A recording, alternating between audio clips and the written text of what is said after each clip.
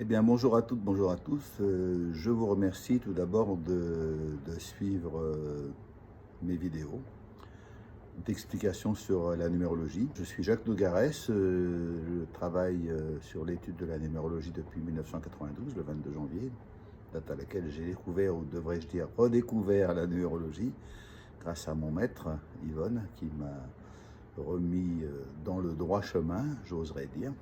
Et ça fait donc 32 ans que j'étudie, que je cherche, ça ne s'arrête jamais, hein, c'est ça qui est fantastique, c'est toujours intéressant et on en apprend tous les jours.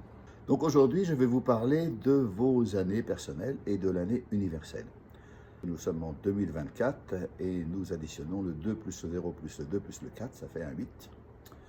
Et cela nous donne l'année universelle 8, donc l'année de, comme la carte du tarot, la justice, ce personnage féminin qui tient une balance d'un côté et un glaive de l'autre pour rendre la justice, et ben c'est simplement, bien sûr, l'équilibre et la justice, mais aussi l'année 8, c'est l'année du karma, vous pensez bien, c'est aussi l'année de l'argent, c'est aussi l'année matérielle, mais c'est aussi la rencontre entre le matériel et le spirituel, je dirais l'équilibre entre le matériel et le spirituel.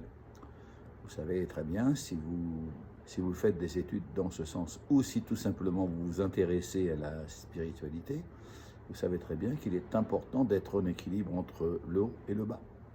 Il est important d'être en équilibre entre le ciel et la terre. Il est important d'être en équilibre, on va dire, entre les esprits et nos ancêtres. Par conséquent, cette carte de 8 nous ramène à notre équilibre. Qu'est-ce qu'on est? Quel est notre équilibre? Quels sont nos karmas? Et ça va nous permettre de nous mettre en équilibre, ça va nous permettre de gérer nos questions d'argent. Alors, en bien ou en pas bien, hein, c'est un peu le souci, c'est que le 8, il va vous remettre dans le bon sens. Alors, c'est sûr qu'au départ, on n'a pas l'impression que c'est pour nous faire plaisir, mais en fait, c'est pour vous faire plaisir, c'est pour que vous puissiez accomplir la mission que vous êtes donnée en arrivant, à savoir ce que vous devez faire pour vous améliorer. Je ne vous en dis pas plus, regardez d'autres vidéos, on en parle. Donc cette année universelle 8, c'est très bien, c'est le 8, c'est l'équilibre, etc. Mais vous allez me dire, bon c'est bien les karmas, mais c'est quoi mes karmas? Eh bien c'est pour ça qu'on va parler de votre année personnelle. Votre année personnelle, qui commence le jour de votre anniversaire et qui se termine le jour de votre anniversaire de l'année suivante. Donc l'année 8, elle commence, elle, le 1er janvier, à peu près, elle finit le 31 décembre, à peu près, hein, c'est un peu logique.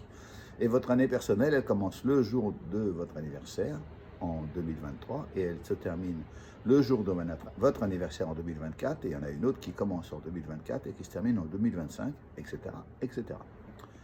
Pour savoir en quelle année personnelle vous êtes, le calcul est simple, il suffit d'ajouter votre jour et votre mois de naissance à l'année en cours par rapport à votre anniversaire. C'est-à-dire que par exemple aujourd'hui nous sommes le 15 mai, toutes les personnes qui sont nées avant le 15 mai, elles sont déjà dans l'année 2024. Toutes les personnes qui sont dans l'année personnelle qui sert de 2024, toutes les personnes qui sont après, eh ben, elles sont toujours dans le 2023. Un exemple, celui ou celle qui est né par exemple un 1er février, donc un chiffre 1 plus 2 ça fait 3, avec le 8, eh ben, on sera en année 11-2. Depuis 2024, depuis le 11 février 2024. Une personne qui est par exemple née en juin, on va dire le 8 juin, si c'est 8, 14, 5, elle sera en année 5 et 8, 13, en année 4, à partir de 2024.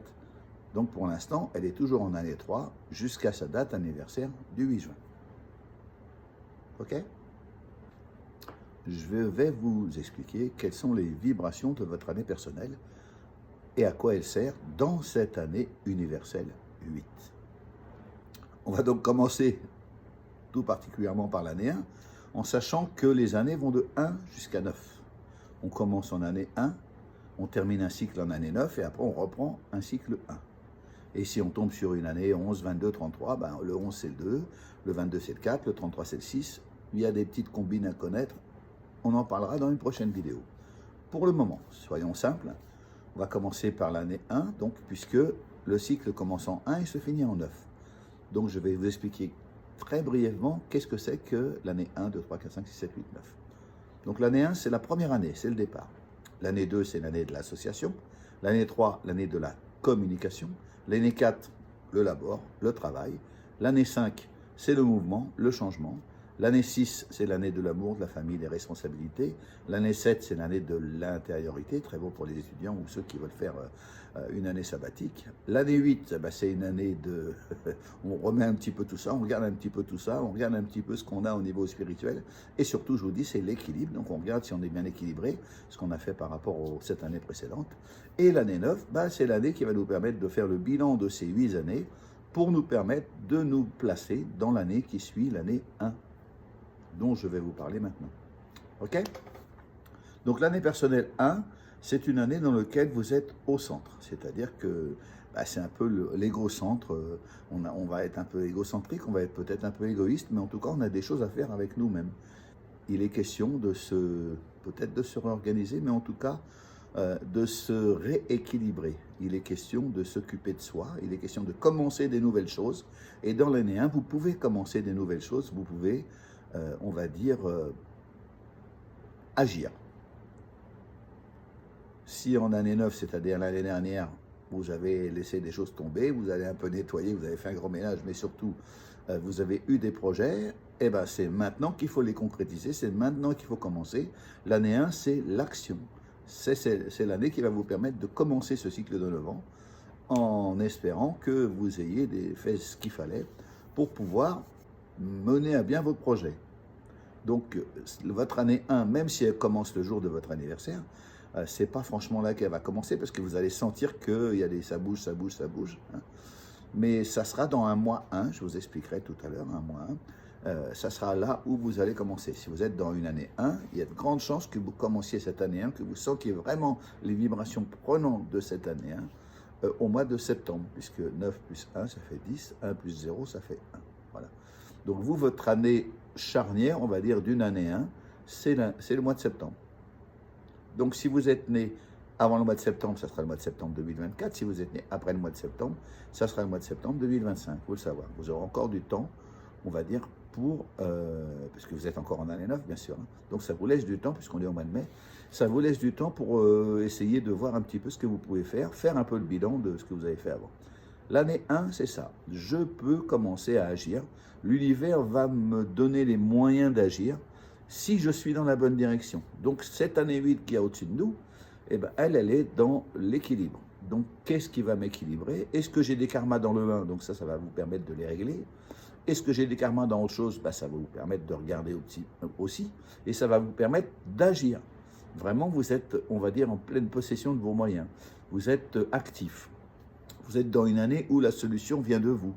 Vous êtes dans une année où vous avez des idées et il est maintenant le temps de les mettre en route.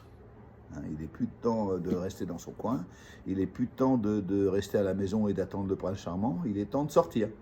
Et puis de se... Alors, des fois, on sent qu'on a du 1, on sent qu'il y a ça, mais on a peut-être un peu peur aussi de sortir, de faire des choses nouvelles, etc. Et pourtant, l'année 1 vous autorise, entre guillemets, à faire des choses. Alors, ça ne veut pas dire que tout ce que vous allez faire va réussir. Hein. Il va falloir peut-être justement rééquilibrer, rejauger un petit peu tout ça. Mais ça va vous permettre d'être dans l'activité. L'univers, il va vous aider si vous êtes dans l'action. Donc, la moindre action que vous allez faire, vous allez voir, elle va porter ses fruits. Peut-être pas dans le sens que vous voulez, mais vous allez voir, ça va faire bouger les choses, ça va faire bouger les lignes. Donc, il est temps de marcher. Il est temps de faire un pas devant l'autre. C'est ça le 1 aussi. Et il est temps de vous servir.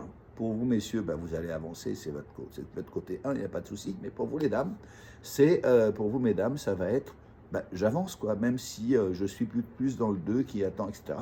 Je dois quand même montrer, je dois faire montre de ce que je sais faire. Je dois peut-être des fois taper du poing sur la table, je dois m'imposer. Et je dois surtout me servir de ce côté 1, c'est-à-dire ce que moi j'appelle le côté 1. Je parle de chiffres, je suis désolé, mais ce côté 1, c'est le côté mâle, c'est le côté masculin. Et c'est le côté que on doit utiliser cette année pour pouvoir faire des choses. Donc, agissons si nous avons un chemin de vie, agissons, car c'est le moment de le faire. Alors, attention quand même, parce que cette année 1 pourrait vous autoriser à faire des choses ou à vous prendre pour le centre du monde. Donc, attention à votre égoïsme et à votre égocentrisme. Il convient de se servir de ces forces unitaires, comme j'ai dit, pour avancer, ce côté mal pour avancer, ce côté action pour avancer.